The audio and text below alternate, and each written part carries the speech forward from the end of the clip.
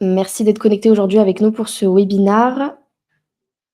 Donc avec le client CLMTP. On va se présenter dans quelques minutes, mais je vais laisser un petit temps pour tout le monde de nous rejoindre sur la session. Donc il y a déjà quelques personnes connectées, mais on va laisser un petit peu de temps à tout le monde de nous rejoindre.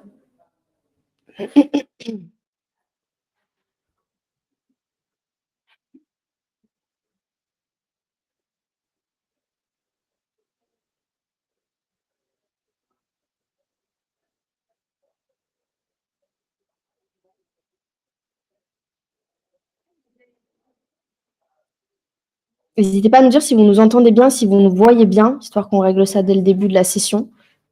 Normalement, tout est bon, mais surtout, n'hésitez pas. J'en profite aussi pour vous dire que vous pouvez envoyer des messages sur le chat, donc à droite de l'écran. Vous pouvez nous envoyer vos questions ou juste des messages. Bonjour Corentin. Allez, je pense qu'à 11h03, on va se lancer. On a plein de choses à dire et on n'a que 45 minutes à peu près. S'il faut, on prendra un petit peu plus de temps à la fin s'il y a des questions, mais on va essayer d'être dans les temps.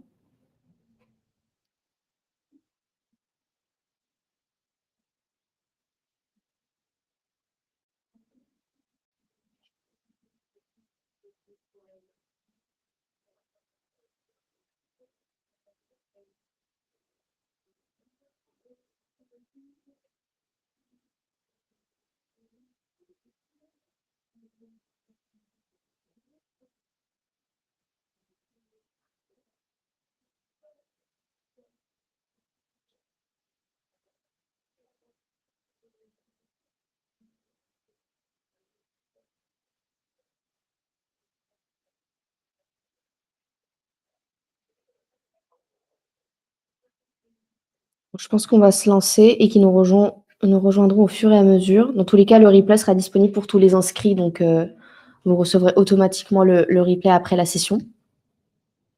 Donc on va se lancer. Maxence, je te laisse te présenter. Après, je me présenterai plus rapidement. Oui, alors bonjour à toutes et à tous. Donc moi, c'est Maxence Gasnier. Je suis actuellement responsable QSE dans une entreprise de travaux ferroviaires. Donc nous, on intervient principalement pour un seul et unique client qui est SNCF Réseau. Et on est une entreprise, on est une PME. On a été créé il y a 30 ans et notre PDG est toujours à la tête de la société aujourd'hui. Super, merci. Alors, je me présente un peu plus rapidement, histoire de rentrer vivement dans le vif du sujet. Moi, c'est donc Catherine Vasquez. J'ai rejoint Bidi il y a déjà un peu plus d'un an et je suis donc marketing manager et je m'occupe plus précisément de tout ce qui concerne les événements, donc les webinaires comme celui-ci ou des salons, des événements physiques avec des clients, avec des partenaires, etc. Et donc, je vais vous faire une rapide présentation de Bidis, même si je pense qu'il y a déjà des participants assez réguliers maintenant qui suivent nos webinaires. Mais pour ceux qui peut-être ne connaîtraient pas Bidis, nous, on est donc le LMS des équipes terrain. Donc, on est un LMS qui s'adresse principalement aux entreprises qui ont des populations au front. Donc, on pense tout de suite à des serveurs, à des vendeurs en boutique, à des personnes sur les chantiers, etc. Donc, comme le cas de Maxence aujourd'hui. Et donc, on existe déjà depuis 10 ans, Bidis. On fête notre 10e année cette année. Et on a la chance aujourd'hui maintenant d'accompagner plus de 150 clients à peu près de tout secteur et dans plus de 46 langues maintenant. Donc voilà, petite présentation de Bidis assez rapide. On va rentrer directement dans le vif du sujet. Je vous fais d'abord un petit résumé de ce qu'on va aborder aujourd'hui comme sujet. Donc, dans un premier temps, on va un peu mettre le contexte sur le sujet d'aujourd'hui et vous donner quelques chiffres clés sur le secteur sur lequel intervient donc CLMTP. Ensuite, on vous parlera un peu du contexte initial, donc d'où est né le besoin de formation dans une entreprise comme celle-ci selon les populations apprenantes. Dans un deuxième temps, on va un peu plus parler, puisque c'est un secteur assez particulier, de tout ce qui va concerner les normes. Est-ce qu'il y a des normes particulières? Comment est-ce qu'elles peuvent s'intégrer justement dans ce programme de formation et dans toutes ces stratégies de formation? Ensuite, on vous parlera un peu de ce qui est fait aujourd'hui chez CLMTP, comment se structure en fait le programme, quel type de contenu, quelles sont les personnes qui rentrent en jeu, les formats les plus utilisés, etc. Et pour finir, on finira avec un petit bilan pour clôturer en fait, puisque il me semble que c'est LMTP, tu me corriges Maxence, ça fait déjà à peu près 1 an que le projet a été lancé, donc c'est l'occasion de faire un petit bilan, voir ce qui a été fait depuis son lancement, ce qui a fonctionné, ce qui n'a pas fonctionné, et puis peut-être quelques perspectives futures avec B10. Donc, je te propose qu'on commence tout de suite, Maxence. Oui. Pour commencer, est-ce que tu peux nous faire un rapide résumé, brief, du secteur ferroviaire aujourd'hui? Est-ce que selon toi, enfin, quels sont selon toi plutôt les grands enjeux en matière de sécurité et de formation? Alors, aujourd'hui, en fait, bon, on entend parler, tous les jours dans les médias, hein, de toute façon. Le secteur ferroviaire, voilà, c'est en pleine croissance aujourd'hui lié au développement plutôt vert, aux moyens de circulation verts comme le train, le TER, le TGV et cetera. Heu et aujourd'hui, en fait, il y a des vrais enjeux. Il faut prendre quelques chiffres. Le réseau ferré national, c'est 28 000 kilomètres de voies ferrées. C'est environ 15 000 salariés. Alors quand je dis salariés, c'est entreprises de travaux comme nous chez CMTP et c'est 5 milliards d'euros d'investissement chaque année. Donc derrière, on a des enjeux effectivement pour répondre aux besoins constants de rénovation du réseau, mais également d'amélioration effectivement des conditions de circulation. Et donc aujourd'hui effectivement, on fait face à un enjeu majeur. On a des chantiers qui sont exigeants, qui nécessitent une vigilance constante, et c'est pourquoi aujourd'hui la formation aujourd'hui elle est essentielle pour maintenir la compétence des équipes, mais également qu'ils puissent intervenir en toute sécurité. Il faut prendre en compte, pour une entreprise comme nous, on est 86 salariés, et on rajoute 40 à 50 intérimaires, de façon constante, chaque année. Ces Ok, donc il y 15 avait équipes, vraiment, voilà, il y effectivement, avait- ces quinze équipes qui sont réparties sur, pour nous, chez MTP, la grande majorité ouest, plus ok. le secteur parisien. C'est environ 700 chantiers par an et 70 des chantiers, des travaux se font principalement la nuit. Donc on a des équipes qui travaillent de nuit, d'autres de journée, les week-ends et lors d'opérations coup de poing, qui sont effectivement des opérations de grande envergure. Donc c'est pour ça qu'effectivement le secteur ferroviaire aujourd'hui, heu, il y a un véritable enjeu pour les entreprises de travaux et de maintenance, dans la sécurité du personnel et donc en passant par une formation. Ok, donc il y avait vraiment deux enjeux principaux en fait. C'est donc, tu disais, maintenir la sécurité, la qualité, etc. Mais également donc une population d'apprenants assez, enfin finalement un profil assez particulier puisque j'imagine que ça change du coup assez régulièrement les intérimaires. Et en plus de ça, ça ajoute un peu une contrainte de, il faut les former de nuit du coup forcément et trouver un temps justement où ils peuvent aller se former assez facilement et rapidement finalement pour ne pas prendre tout le temps des collègues et avancer. En fait, j'imagine, il y a aussi une notion de ne pas prendre de retard sur les chantiers qui rentre en jeu. Bah, oui, effectivement, il y a plusieurs notions. Il y a le fait qu'on a des salariés éloignés, qu'on a une population d'intérimaires assez importante et ça malheureusement, c'est dans la plupart des entreprises de travaux, ferroviaires, mais dans le BTP en règle générale, qui crée des problématiques parce qu'on a des intérimaires qui viennent du ferroviaire et d'autres non, donc il faut savoir les accompagner. Et le fait de travailler de nuit, le week-end, en horaire décalé, bah, c'est en décalage en fait par rapport aux services administratifs, notamment le service QSE qui assure quand même une présence, sur les chantiers la nuit, le week-end, mais on peut pas être effectivement sur, toute la France en même temps, ce qui est compliqué. Donc c'est pour ça qu'il a fallu qu'on repense un petit peu notre format de formation et d'information également. On y reviendra un peu plus tard effectivement, sur, les formats qu'on utilise aujourd'hui. Ouais, complètement. Ok, super. Bah, merci. Je pense qu'on a déjà une bonne image. On s'est quand même mis une idée du secteur, des enjeux, des contraintes, etc. qui rentrent en jeu. Tu parlais donc du coup tout à l'heure du fait que le secteur ferroviaire il est en pleine croissance et il est porté donc par des besoins en mobilité durable, surtout avec un client j'imagine comme SNCF Réseau, et donc des grands projets d'infrastructure en général.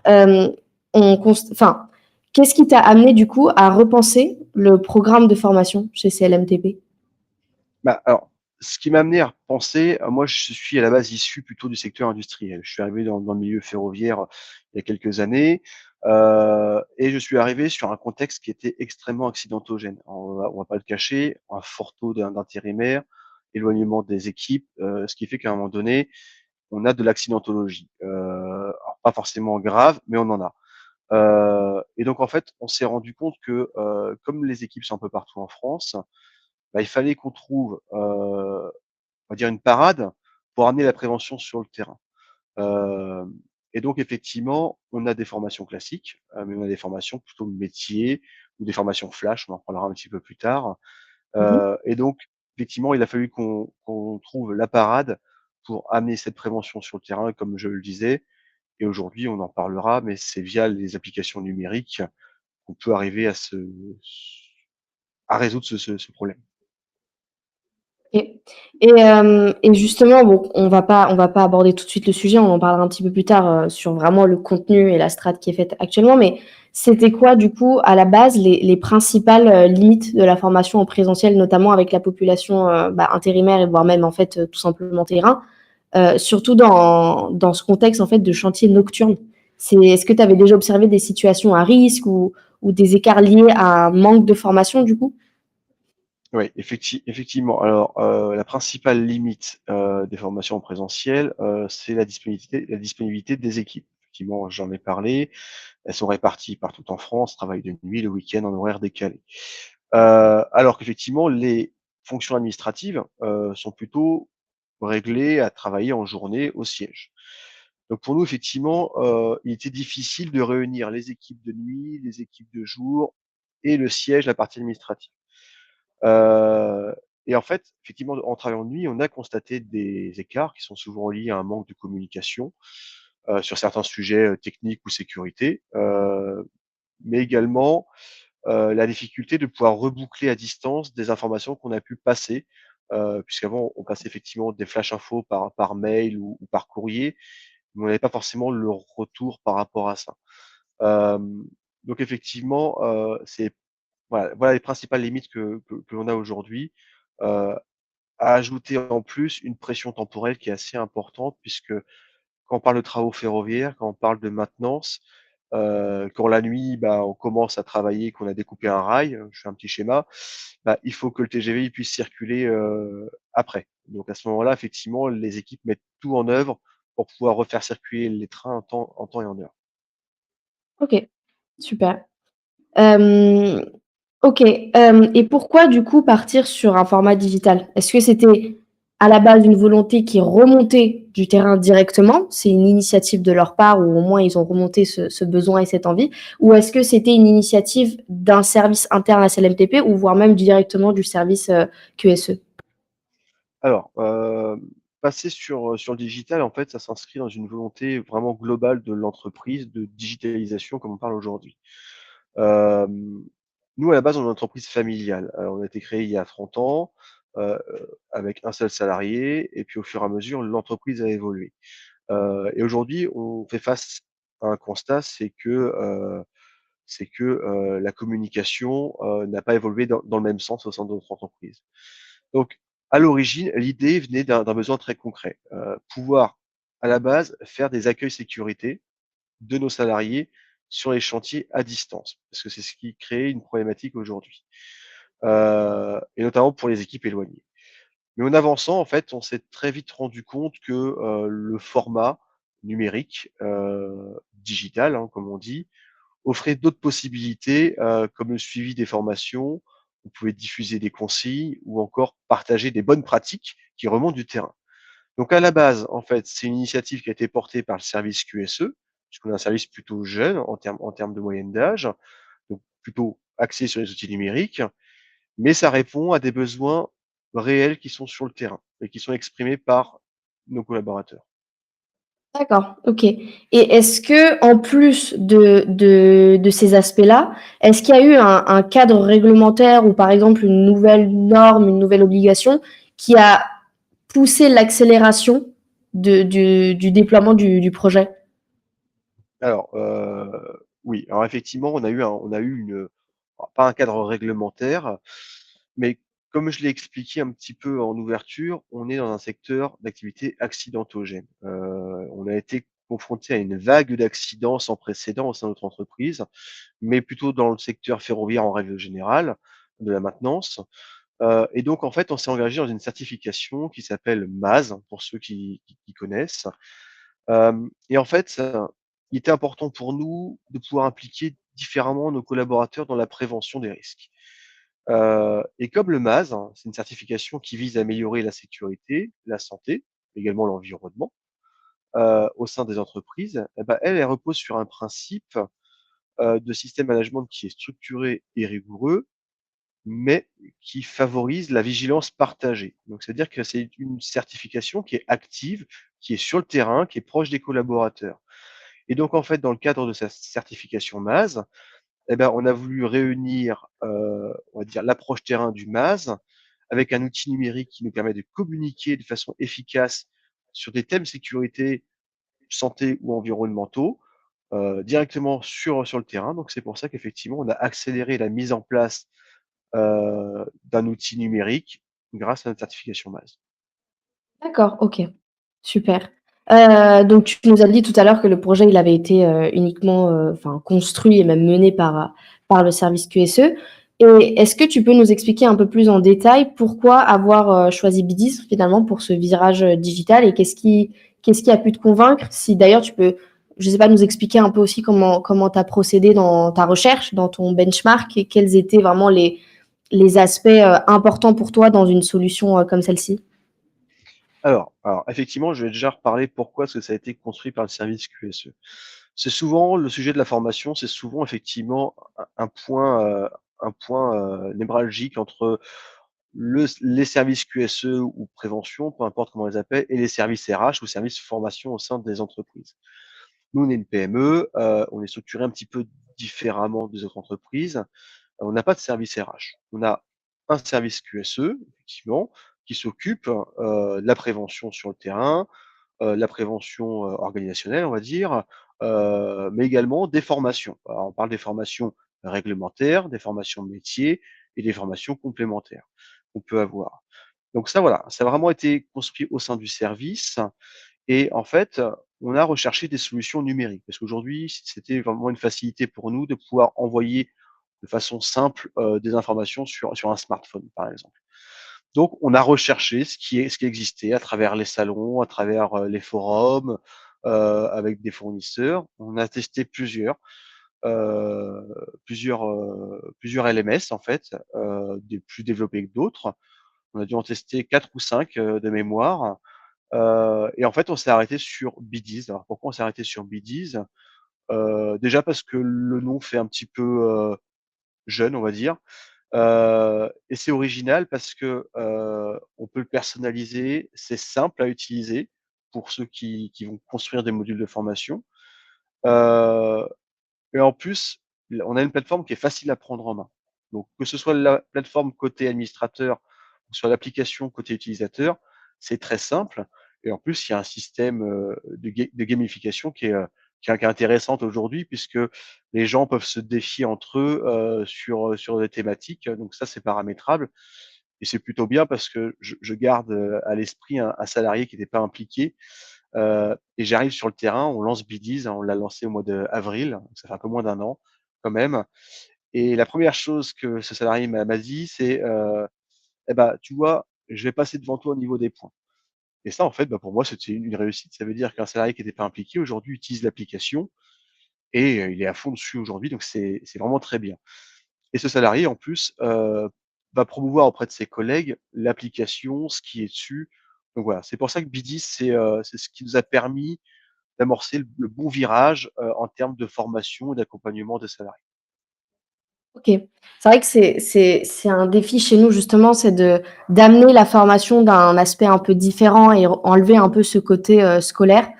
Et c'est vrai que c'est un vrai challenge pour nous en fait de rendre la formation beaucoup plus pas alors oui, bien évidemment accessible et plus facile en fait pour ces populations-là justement puisqu'on part du principe qu'en fait, aujourd'hui en France, tout le monde n'a pas la même chance et pas le même accès à la formation. Donc on essaye nous de venir, appuyer sur ça et de venir, répondre en fait à ce besoin-là.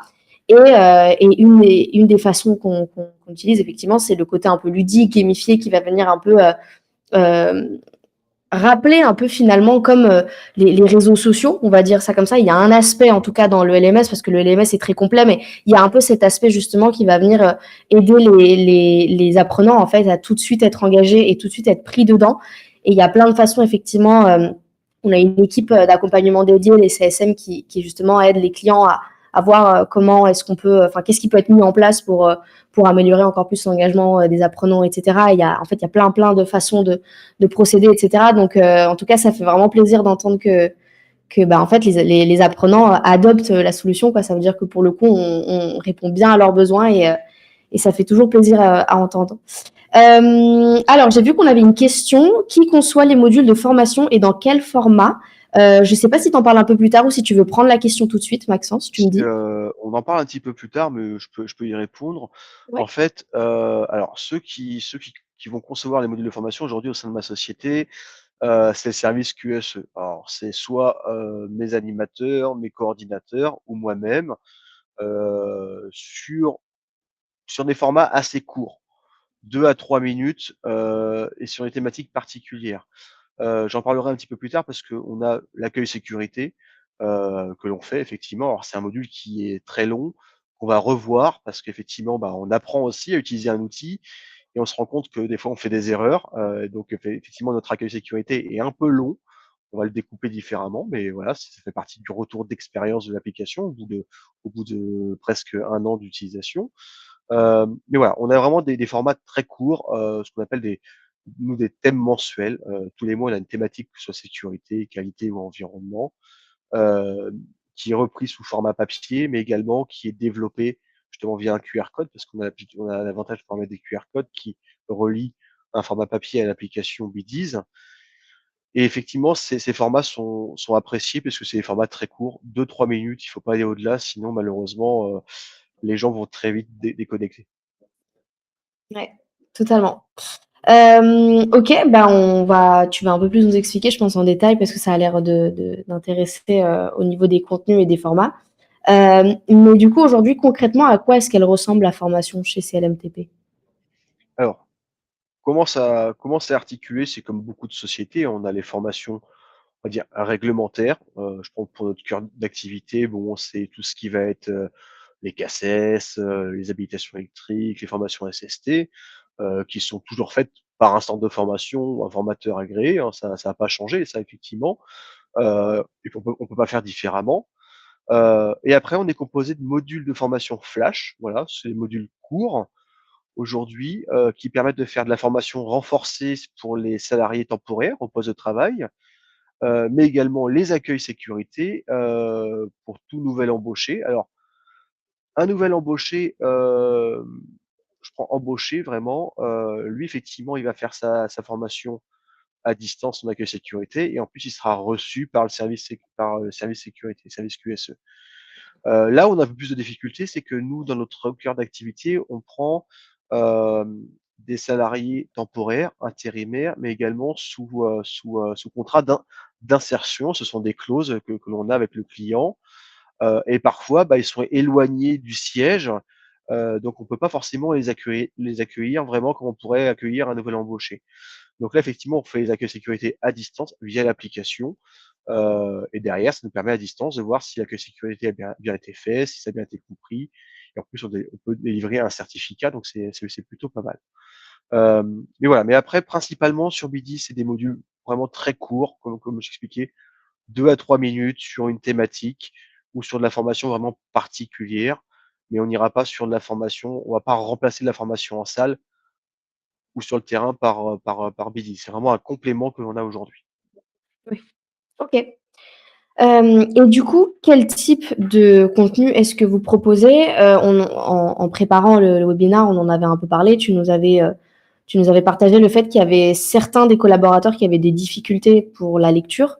Du coup, comment est-ce que tu adaptes ça pour ces collaborateurs-là qui ont quelques difficultés? Bah, alors, effectivement, on a des salariés qui ont des difficultés de lecture ou de compréhension, heu et en fait, bah, aujourd'hui, l'avantage du numérique, c'est qu'on peut adapter le contenu. Donc on peut mettre des vidéos, des images, on peut même traduire si on a envie, hein, on peut mettre du son, donc effectivement, aujourd'hui, c'est un avantage que l'on a. C'est pouvoir effectivement adapter le contenu, à la population qu'on peut avoir en face. Le but, c'est simple, c'est de laisser personne sur le côté. C'est d'embarquer tout le monde dans la formation. Donc aujourd'hui, voilà, c'est pour ça qu'on privilégie les formats courts, avec une information qui va être structurée, on va aller directement au bon message et on ajoute quelques vidéos sans trop en mettre, parce que malheureusement, si on met trop de vidéos, bah, ça sert plus à rien.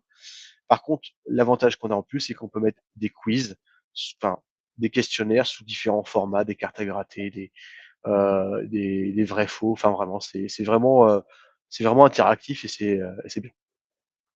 OK, super, hyper intéressant ça je trouve, c'est un des rares cas d'usage, je pense, où justement on a une population comme ça qui rencontre des difficultés un peu particulières.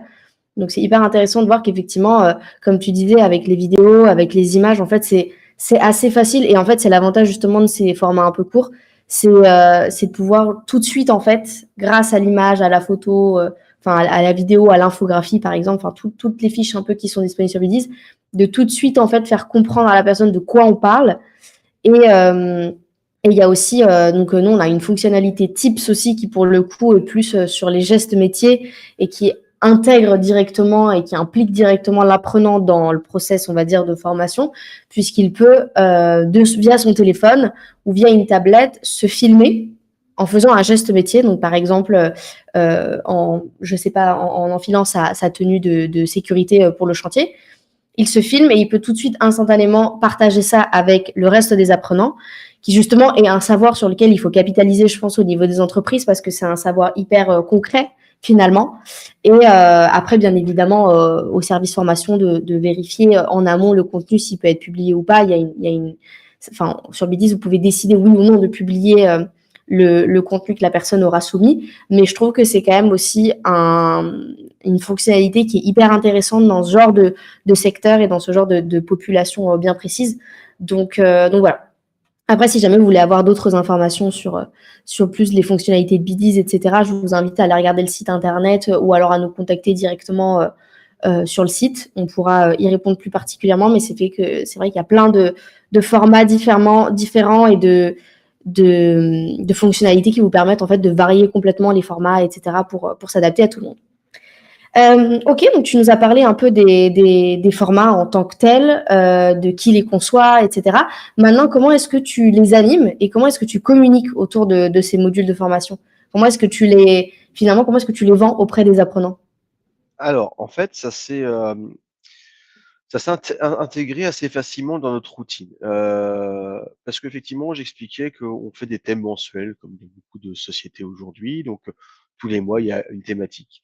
Donc, avant, la thématique était diffusée par mail ou par papier auprès des salariés. Au fur et à mesure, en fait, on a intégré dans cette thématique mensuelle un QR code. Ce QR code permet d'aller sur l'application Bdiz et d'avoir un complément d'information par rapport au thème mensuel. Donc des vidéos en plus, on va un peu plus loin dans le détail par exemple. Et au fur et à mesure, en fait, bah, les salariés ont flashé le QR code et ont intégré effectivement l'application Bidis par rapport à ça. Donc ça vraiment, voilà, c'est comme ça qu'on l'a intégré. Bien évidemment, en amont, on a communiqué sur l'application, le but et pourquoi on mettait ça en place. Ensuite, on utilise beaucoup l'outil de relance automatique. En fait, quand on crée une capsule, on peut en fait mettre des relances automatiques qui va envoyer une notification push sur le téléphone ou par mail aux collaborateurs pour dire que la capsule a été créée et pour dire attention, il vous reste entre guillemets 1 mois pour faire votre capsule. Ça effectivement, on peut le paramétrer, on peut mettre une relance tous les jours, 1 jour sur 2, à l'horaire qu'on a envie. Donc ça effectivement, c'est un avantage. On n'a plus besoin de s'en occuper tous les jours à faire une relance par mail. C'est l'outil qui va gérer. Et donc effectivement, notre force, comme je l'ai beaucoup dit effectivement, c'est d'utiliser l'application Bdiz en complément de notre thème mensuel. Il y avait une routine, tous les mois ils avaient un thème. Maintenant, on applique Bdiz en plus du thème mensuel, donc c'est la routine du mois. Et puis quand on a des formations ou des thématiques spécifiques, comme par exemple on diffuse des retours d'expérience, ben, on le fait également via l'application Bdiz, ce qui permet d'avoir effectivement un retour d'expérience sur lequel on peut noter aussi le degré de compréhension du salarié avec un petit test. Ça nous permet de savoir est-ce qu'il a bien tout compris du retour d'expérience et est-ce que demain sur le terrain, je suis sûr qu'il pourra le rediffuser, puisque effectivement, je peux avoir l'information qu'il a bien fait son retour d'expérience, qu'il a passé assez de temps dessus et surtout qu'il a validé le module qu'on lui a créé. Donc voilà, effectivement, comment aujourd'hui on communique autour de ces modules de formation. OK, bah, c'est vraiment assez complet, en fait, finalement. Je trouve aussi que c'est important et c'est bien de le soulever. Je trouve que c'était bien on va dire cette étape qui a été d'en parler en amont et d'expliquer pourquoi. Je trouve que c'est assez intéressant bah, de le mettre en avant auprès aussi des personnes qui nous écoutent. Je trouve que c'est important, en fait, d'impliquer les collaborateurs et de leur expliquer aussi. On a un autre client aussi qui a fonctionné un peu alors, pas exactement de la même façon, mais j'ai trouvé ça aussi assez intéressant, mais ça va dans ce que je disais d'impliquer les collaborateurs et je pense que c'est important de les mettre au courant en fait et de leur expliquer qui eux pour le coup ont choisi plusieurs outils et qui leur ont donné directement à disposition, qu'ils ont fait des tests, donc les apprenants ont utilisé les différents outils et c'est en fait selon les retours des apprenants directement qui ont choisi donc Bidiz par rapport à plusieurs facteurs. Donc il y avait la facilité d'accès, etc. Les formats qui étaient beaucoup plus gamifiés, beaucoup plus ludiques et beaucoup plus divers surtout. Et en fait, j'ai trouvé ça hyper intéressant comme manière de fonctionner, en fait, de directement faire choisir en fait finalement aux apprenants qui, pour le coup, a assuré un assez bon taux d'engagement dès le début, pour le coup, puisque déjà de un, ils avaient déjà un peu des notions de comment utiliser l'application, puisqu'ils avaient fait des tests avant. Et en plus de ça, ça les a en fait, ils se sont sentis en fait tout de suite impliqués et leurs besoins écoutés. Donc voilà, mais ça va un peu dans. Je trouve que c'est aussi une bonne initiative de leur expliquer en fait finalement pourquoi est-ce qu'on décide de faire ça et pourquoi cet outil, pourquoi ces formats-là, pourquoi ces formations-là, ces contenus-là. Donc ok, c'est super intéressant. Je me posais une question. Est-ce que toi, Maxence, tu es directement impliqué dans la création de contenu ou est-ce que c'est d'autres personnes qui prennent le relais? Est-ce que c'est les personnes de ton équipe ou est-ce que toi aussi, en plus des personnes de ton équipe, créer en fait les contenus? Alors, c'est ce que j'ai expliqué un petit peu avant. Aujourd'hui, c'est le service QSE qui pilote effectivement le sujet formation et communication. Hem, donc aujourd'hui, je suis impliqué parce que je crée quelques modules, mais c'est surtout mes animateurs qui vont créer les modules en fait, sur les thèmes mensuels ou sur des modules de formation spécifiques. Heu, Après, en fait, ils ont pas la main libre à 100. Chaque capsule qui va être créée, vont être soumises à validation. Donc je vais recevoir une notification, moi, sur mon profil administrateur, en disant: «Il y a une capsule à valider». À partir de là, on se D'accord. réunit avec l'équipe, et on regarde s'il y a des points à améliorer ou si c'est bon. À partir de là, on diffuse. Ok. Et comment est-ce que les thématiques, du coup, sont choisies? Comment est-ce que vous choisissez les Alors, thématiques? nos thématiques sont choisies soit en fonction de la saisonnalité. Alors, par exemple, en hiver, on va peut-être parler de verglas, ou au mois de mai, on va parler, vu qu'on travaille dehors, à l'extérieur, sur Chaleur. la voie ferrée, bah, c'est plutôt tout ce qui va être vipères, D'accord. hyménoptères, les risques liés à la datura, c'est la plante du diable. Voilà, ce sont des risques en fait ce sont D'accord. des thèmes qu'on va mettre en place par rapport à la saisonnalité ou alors par rapport à des accidents, des incidents ou des situations à risque qu'on a identifiées ou qu'on nous a remontées. À partir de là, bah, effectivement, on va faire des communications tous les mois. OK. OK, beh, super intéressant, je trouve, je savais pas pour les vipères, pour le coup, j'avais pas pensé à ça. OK et du coup, est-ce que maintenant que tu as quelques mois quand même de lancement, du projet et cetera et que tu as peut-être aussi déjà quelques retours, est-ce que tu as des résultats qui te rendent assez fier ou des résultats que tu veux nous partager aujourd'hui, sur lesquels tu as le sentiment pour le coup d'avoir vraiment au moins un pas dans la réussite et que tu vas en fait sur le bon chemin?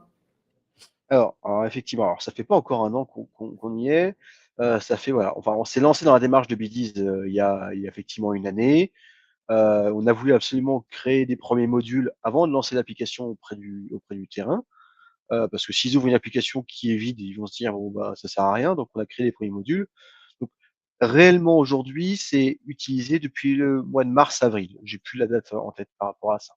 Donc ça fait effectivement pas encore un an. Mais par contre, c'est pas vraiment les données quantitatives, moi, qui vont me rendre le plus fier, c'est plutôt la reconnaissance des collaborateurs. C'est ce que j'ai expliqué. J'ai un collaborateur qui m'a retrouvé sur un chantier, qui m'a dit: «Bah, je vais avoir plus de points que toi, c'est ce que j'ai envie». Ah d'accord, tant mieux, effectivement. Et aujourd'hui, c'est ces premiers utilisateurs qui étaient plutôt, réfractaires, qui font la meilleure pub aujourd'hui auprès du terrain. Donc c'est ce qui me rend fier, effectivement, c'est ça aujourd'hui, c'est d'avoir su embarquer avec moi des collaborateurs, je vais dire des parce que pas tous, il faut pas être, il faut pas se leurrer aujourd'hui, réussir à embarquer 100 des collaborateurs sur des outils numériques, c'est compliqué puisqu'on a des populations qui sont différentes. Donc aujourd'hui, on vise pas un taux de réussite à 100, mais on s'y approche, donc c'est plutôt pas mal. Donc voilà, moi, ce qui me rend fier aujourd'hui, effectivement, c'est d'avoir réussi à embarquer des gens qui étaient réfractaires et d'arriver à passer des messages, heu, auprès d'un grand nombre de salariés, qu'ils soient embauchés ou intérimaires. Parce qu'on inclut énormément nos intérimaires et eux aussi sont les premiers vecteurs de communication parce qu'au sein de leur agence d'intérim, ils vont dire: «Ah bah, j'ai utilisé ça, c'est Ouais. bien chez CMTP par rapport à la concurrence» et vice versa, bien évidemment. Donc effectivement, c'est ce qui Mmh. me rend fier aujourd'hui. OK, super. Bon, bah, c'est déjà quand même, je trouve, un bon facteur de réussite. Enfin, en tout cas, je pense qu'on est vraiment sur la bonne voie et effectivement, c'est vrai qu'il y a cet aspect aussi, par rapport aux intérimaires. Je pense à un avantage assez quand même différenciateur par rapport à vos concurrents. Effectivement, je pense, c'est assez intéressant à mettre en avant, que ce soit même pour les salariés, en fait, directement de CLMTP, par rapport à l'employabilité ou voire même pour les intérimaires. Je trouve ça attire, en fait, finalement, des talents qui se disent bah en fait je vais apprendre des choses, donc oui je vais y aller pour le travail etc, mais je vais apprendre en plus de ça des choses qui pourront peut-être même leur servir plus tard. Donc effectivement il y a cet aspect là qui est aussi intéressant à mettre en avant. Et du coup quels sont les retours du terrain à l'heure actuelle? Est-ce qu'il y a des collaborateurs qui s'approprient la formation? Est-ce qu'il y en a qui par exemple te font des retours, ah ça serait bien d'aborder ceci cela, enfin, qui apportent un peu leur touche personnelle dans la formation? Alors, les retours terrain sont globalement satisfaisants. On a des collaborateurs qui saluent en fait la simplicité d'utilisation de l'outil. Ça, c'est la première étape. Maintenant, bon, on n'a pas encore effectivement passé le cap de dire: «Ah bah, est-ce que le mois prochain on peut parler de tel sujet?» Ça arrive de temps en temps, mais c'est pas encore la réalité du terrain. Par contre, le fait d'avoir utilisé une application simple, c'est qu'aujourd'hui, on a des chefs d'équipe, des chefs de chantier, même des opérateurs qui réclament des outils numériques pour d'autres applications aussi simples que Belize. Donc D'accord. bon, c'est pas simple à trouver aujourd'hui, mais effectivement, on a amorcé le pas du numérique grâce à l'application. Donc demain, on n'exclut pas le fait d'avoir de nouvelles applications qui répondent à d'autres besoins au-delà de la formation, mais plutôt des besoins de production, ou documentaires. Donc effectivement, ça, c'est ce qui a permis d'amorcer le pas sur la partie numérique. OK, donc c'est quand même une bonne chose, ça ouvre la porte en fait à d'autres perspectives, que Tout à ce soit fait. même en dehors de la formation. Je trouve que, OK, c'est quand même une bonne chose, de fait. Et est-ce que parmi, ces retours-là ou même parmi, toi, ce que tu peux observer en termes de statistiques par rapport au contenu qui est consommé et cetera par les apprenants, est-ce que tu as remarqué par exemple des formats, voire même des contenus ou des thématiques qui fonctionnent particulièrement bien avec les apprenants? Bon, on a deux formats. Alors, on a les formats courts, effectivement nos thèmes mensuels, ça je l'ai assez dit. Et après ce qui participe aussi en fait à la réussite, c'est les accueils sécurité, via l'application. Alors même si aujourd'hui notre accueil sécurité il est lourd et il faut qu'on le revoie, ça fait partie de nos retours par rapport à Mmh. ça. Aujourd'hui, c'est fait et c'est utilisé. OK. On a 2 questions, que je te propose qu'on prenne, comme ça vu que c'est par rapport à ce dont on est en train de parler, on va les prendre tout de suite. Alors il y a: «Est-ce que vous avez des chiffres concernant des taux de participation sur les éléments que vous poussez?» Oui, alors, j'ai quelques chiffres, si je prends à date aujourd'hui, sur l'application, on est, 161 apprenants connectés. Comme j'ai expliqué, on est 86 embauchés et environ 40 à 50 intérimaires. Donc dans ces 161 apprenants, il y a les intérimaires, ceux qui sont venus parfois pour une semaine et ceux qui sont là depuis 3 4 mois. Depuis qu'on a lancé Bdiz, c'est 1000 capsules. Alors je vais simplifier, une capsule en fait c'est un cours, hein, c'est un module, hein. C'est 1000 capsules qui ont été commencées. Ça représente 124 heures de formation et le taux de complétion, il est environ de 92. Ça veut dire que sur les 1000 capsules, eh ben, on en a, 920 qui ont été terminées. Donc pour nous, pour une C'est énorme. première année de lancement, c'est c'est encourageant.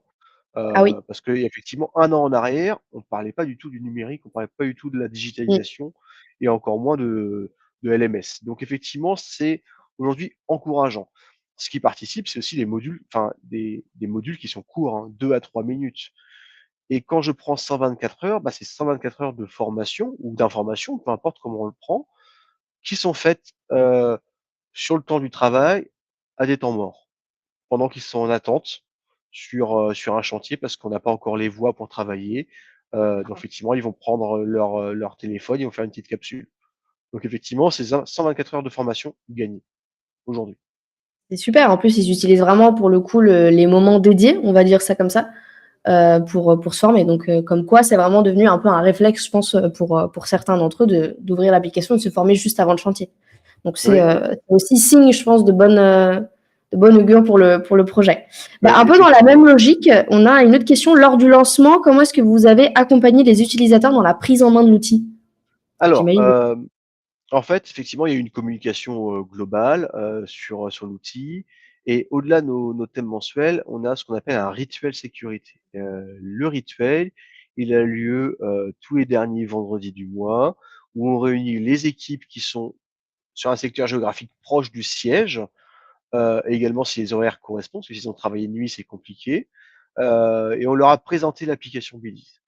Donc effectivement, c'est là où on leur a expliqué le but, comment ça fonctionne, comment on s'inscrit, alors même s'ils sont déjà inscrits parce qu'on leur crée un profil, mais comment on utilise l'application sur le téléphone. Voilà, effectivement, ils ont été accompagnés dans la démarche comme ça et au fur et à mesure, on y a été étape par étape, un premier module, un deuxième, et ensuite, bah, c'est vraiment devenu une routine tous les mois et quand on les revoit en rituel sécurité, bah, effectivement, quand des fois ils ont des difficultés, ils nous en font part, on leur explique: «Bah, voilà, tu peut-être pas l'application», enfin, donc effectivement, ça a vraiment été accompagné, des fois au cas par cas sur le chantier parce que quand on se déplace en fait, ce que j'expliquais, on a une quinzaine d'équipes.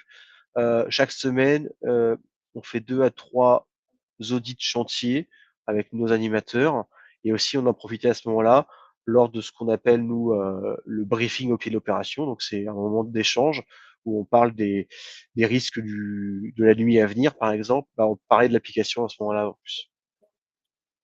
OK. OK, on a une autre question de Corentin. Est-ce que vous avez remarqué une progression au niveau sécurité suite à ces modules suivis, sur l'intégration d'intérimaires, par exemple? Alors, en quelques chiffres sur les intérimaires, on est passé d'un taux d'accueil, d'intérimaires de 50 à 98 avec Belize. Ça, c'est un premier chiffre. On sait qu'effectivement, on a considérablement augmenté les accueils sécurité de nos intérimaires, sur les chantiers avec l'application. Maintenant, aujourd'hui, dire que, on a réduit l'accidentologie grâce à Bidis, je peux pas encore l'avancer parce que je le rappelle, ça s'inscrit dans une démarche qui était une démarche plutôt orientée vers le MAS, la certification MAS. Mais par contre, ça a considérablement fait changer nos méthodes de communication et d'information. Aujourd'hui, effectivement, tout le monde a l'information en même temps, tout le monde a une communication, tout le monde a une mini formation. Donc effectivement, il y a une appréhension de la sécurité qui a évolué par rapport à ça. Heu, Après, effectivement, si je prends, en un an, en fait, on a considérablement diminué notre accidentologie et on continue aujourd'hui, hein. En 2023, on avait 26 accidents avec arrêt. Aujourd'hui, on est à 2. Donc il y a une amélioration, mais effectivement, ça passe aussi par la communication et pour que la communication soit efficace, il faut qu'elle soit simple et accessible à tout le monde. Et donc aujourd'hui, Bdiz, ça permet de faire une communication qui est simple et accessible à tout le monde parce que tout le monde a l'information via un smartphone aujourd'hui. Oui, c'est vraiment le côté pratique, en fait, qui, est accessible à tout le monde qui je trouve est un vrai plus, quoi, justement pour ce type, de population. Mais hyper intéressant, je pense que ce serait bien justement d'arriver à quantifier et à suivre ça justement en termes d'accidents. Est-ce que vraiment il y a une amélioration? Est-ce que ou même, par exemple sur le temps, d'onboarding, par exemple, est-ce que, je sais pas, avant il leur fallait, 2-3 jours pour être vraiment complètement autonomes et d'essayer de voir si peut-être avec la formation, celle d'accueil sécurité, qui est peut-être un peu longue, mais qui pour le coup est quand même peut être beaucoup moins long que des fois certains jours pour de l'onboarding. Donc, Oui. essayer, je pense, d'avoir ces suivis-là, ça peut être hyper intéressant pour la suite du projet, quoi. En fait, On arrive un peu. Ouais, dis-moi. l'avantage, l'avantage en fait aussi, de passer par une application comme Bdiz, c'est que si l'accueil sécurité, ils le font avant d'intégrer un chantier, bah, parfois effectivement, ils vont faire, 2-3 minutes par-ci, puis, bah, parce qu'ils ont pas le temps, ils vont refaire 2-3 minutes après parce qu'ils ont déjà une mission dans une autre entreprise. C'est comme ça malheureusement en intérim. Donc Oui, effectivement, ça va permettre de découper aussi leur accueil sécurité plutôt qu'effectivement d'arriver en salle, ouais, écouter pendant une demi-journée, c'est ça. quelqu'un. Ils peuvent le faire à leur rythme et c'est important parce que la population intérim, elle est souvent négligée malheureusement.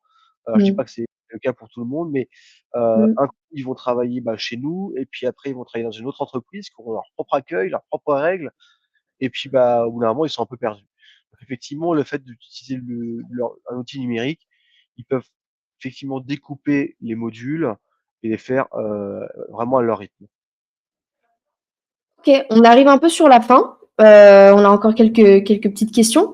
Est-ce que tu dirais à date, bon, ça fait pas 1 an, effectivement, ça fait déjà quelques mois, mais je pense qu'on peut déjà avoir un peu un aperçu. Est-ce que tu dirais qu'il y a un avant-après dans la culture de sécurité, ou même dans l'engagement des équipes?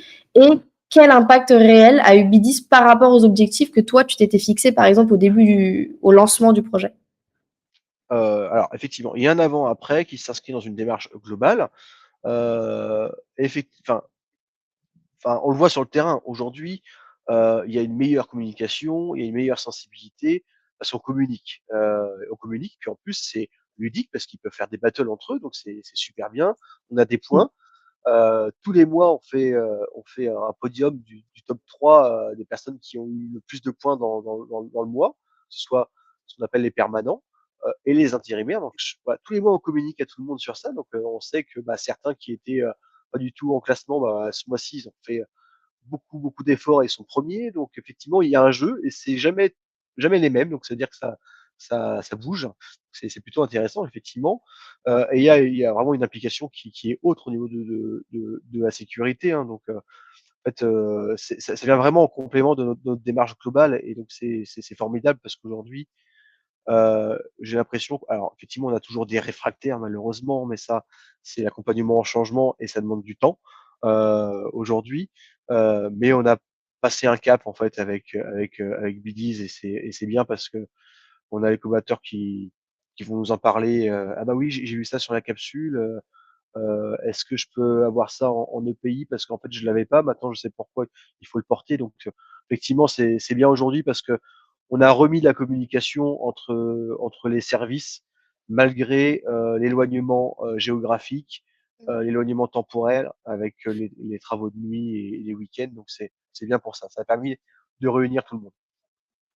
Oui, donc c'est déjà quand même, je trouve une belle clé de réussite, finalement, qu'on peut mettre en avant aussi par rapport à ça. Parce qu'il y avait, comme on disait, juste avant, il y a la réussite qui est mesurée par rapport aux apprenants et cetera. Mais si en plus de ça, il y a une notion où tu disais comment est-ce qu'on communique entre équipes et cetera, c'est aussi quand même, assez intéressant de voir que ça peut aller même au-delà juste des apprenants, enfin, on peut mesurer en tout cas le succès même au-delà même de l'utilisation juste des apprenants. Donc c'est quand même assez intéressant, Oui, de tout à fait et en plus, on a un client qui a vu, notre méthode de fonctionnement, oui, qui commence à s'intéresser.